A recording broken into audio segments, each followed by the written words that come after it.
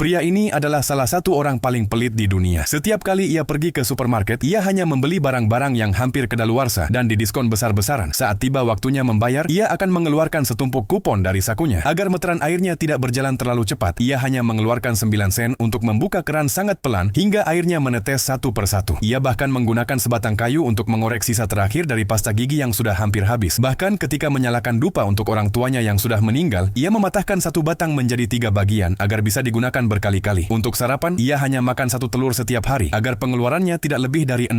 Setelah 30 tahun bekerja keras dan menabung, akhirnya ia berhasil mengumpulkan $2 juta.